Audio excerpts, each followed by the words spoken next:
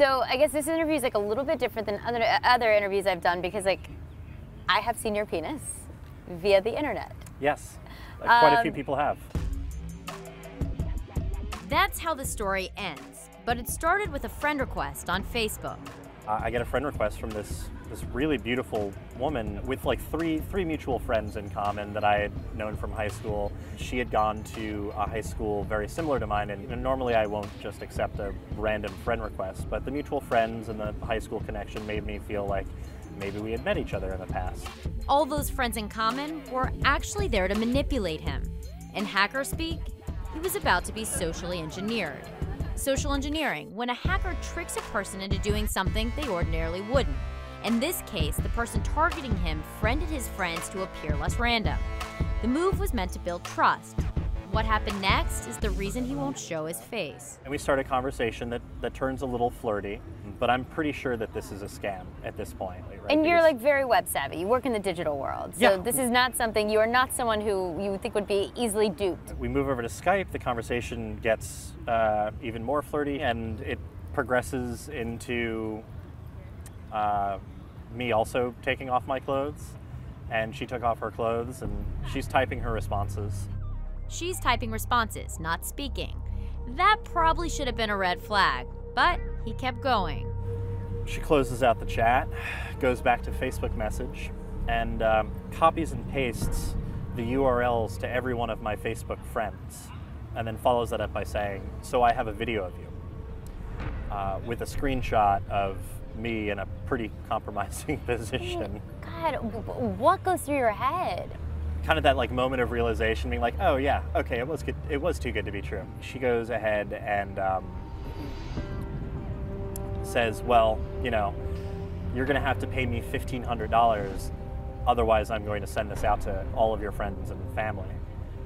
And I said, $1,500 seems really steep. I will give you $50.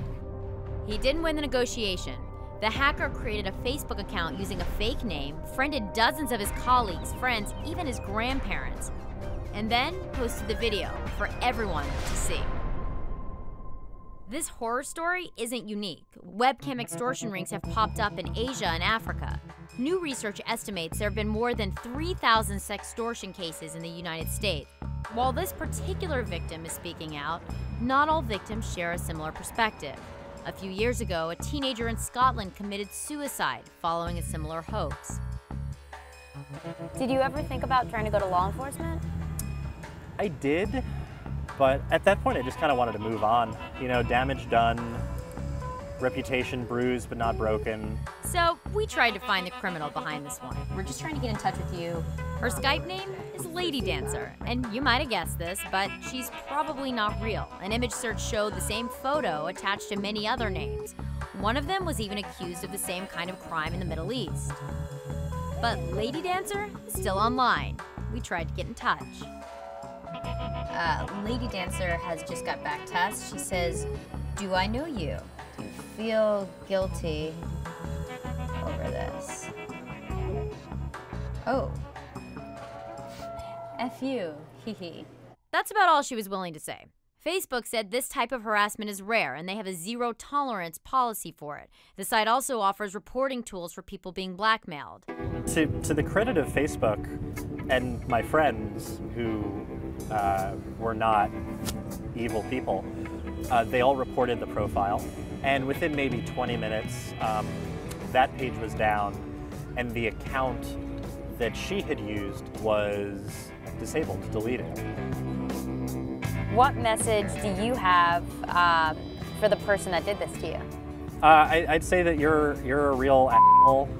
You profit off of other people's misery. You are a real bad dude, and I hope you step on a Lego barefoot.